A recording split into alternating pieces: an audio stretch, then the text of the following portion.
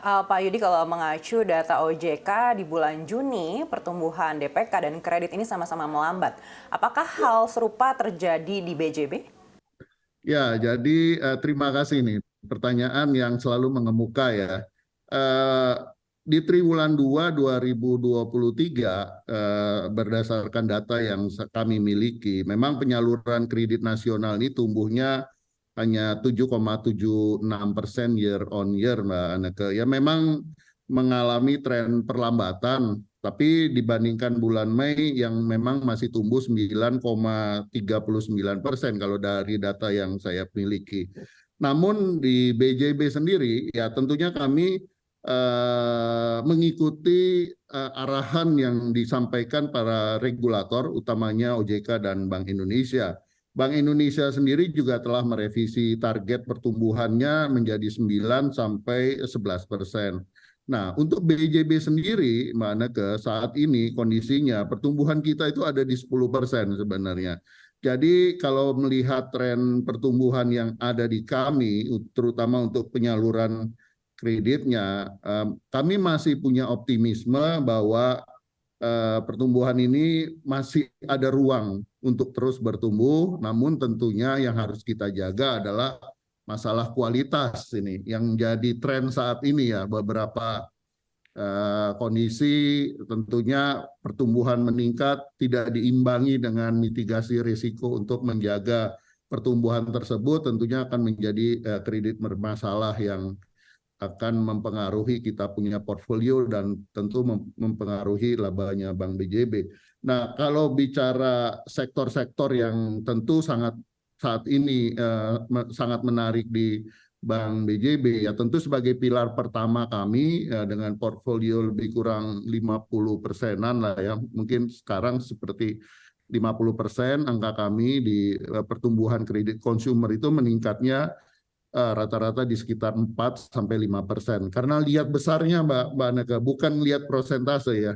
Karena portfolio kita saat ini lebih kurang 112 triliun rupiah. Nah, ini 112 sampai 114 triliun rupiah, di mana yang paling besar adalah segmen konsumsi. Nah, ini mengalami pertumbuhan 45%. Nah, untuk yang lain tentunya kami bertumbuh sangat baik juga di UMKM, ada sekitar ya 7 sampai 8%, lalu KPR juga sudah hampir 10% pertumbuhan. Dan tentu NPL juga kami jaga, Mbak Neke, di kurang lebih di sekitar 1,22 sampai 1,25%. Jadi kami terus menjaga kualitas sambil bertumbuh juga dengan lebih baik lagi ke depannya. Nah, dana pihak ketiga ini juga tentu menjadi pertanyaan Mbak Anneke juga ya. Dana pihak ketiga inilah yang saat ini menjadi problematika kita yang utama. Karena apa? Sangat tinggi biaya dana saat ini, Mbak Neke. Karena ada kita tahu tahun lalu kita ada di sekitar 2,5% dana mahal kita yaitu di deposito, tapi sekarang mungkin posisinya sudah 5-6%. Kalau bicara angka 100 triliun aja kita punya uh, portfolio deposito, bayangkan berapa kenaikannya ya. Nah, ini juga harus kita manage untuk kita terus jaga perbaikan pengelolaan dana ini. Ya, kami tentu sangat terdampak saat ini dengan kenaikan. Jadi semua pertumbuhan bisnis Bank BJB oke semua Mbak Aneka, kecuali masalah biaya dana yang memang harus kita manage dengan baik. Baik, artinya pertumbuhan kredit di BJB ini masih di atas 10% ya Pak. Tapi hingga Ya, akhir tahun apakah ada target tertentu mungkin mencapai 15% misalnya atau 11-12%? Dan bagaimana dengan pertumbuhan DPK-nya? Apakah ada target tertentu juga hingga akhir tahun? iya, kalau bicara pertumbuhan dari pembiayaan, kami 10-11% saya rasa itu sudah cukup kami happy gitu ya dengan kondisi yang ada. 15% saya rasa nanti jadi overheating, kita jadi bermasalah semua ya, karena tentu kita juga melihat SDM, kemampuan kita untuk melakukan pengelolaan dan sebagainya. Tapi kita akan berusaha untuk jaga pertumbuhan Bank BJB itu tetap di angka 10-11%. Ini komitmen kami karena sesuai dengan RBB yang ada di bukunya Bank BJB. Nah, tentu ini kita menjadikan harapan kami pertumbuhan. Beberapa waktu lalu triwulan 1 kami masih ada di sekitar 8-9%. Tapi sekarang kami sudah mengakselerasi, ini sudah di atas 10-11%. Karena masih ada ruang, terutama untuk yang segmen-segmen tadi, Mbak Anake, yang saya sudah sampaikan. Nah, mengenai dana ini tentunya situasi saat ini kami tidak bisa seperti tahun lalu.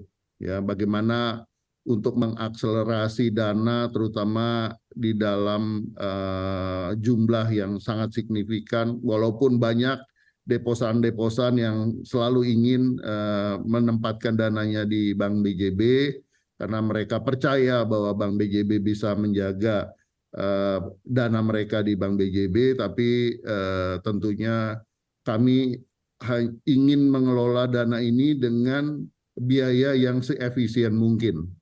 Karena pertumbuhan dana, terutama penempatan dana-dana yang bersifat dana mahal, akan sangat mempengaruhi kita punya bottom line labanya Bank BJB. Karena Bank BJB selama ini tidak ada permasalahan apapun kecuali peningkatan dana yang sangat signifikan.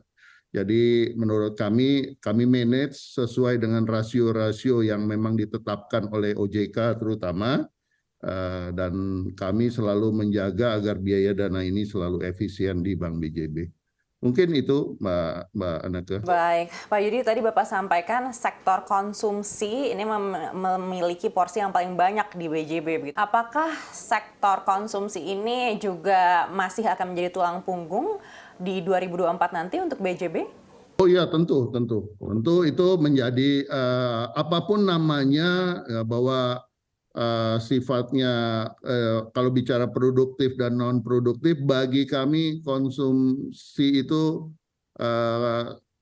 sektor segmen pembiayaan konsumsi itu tetap menjadi bagian yang sangat penting buat kita. Karena apa?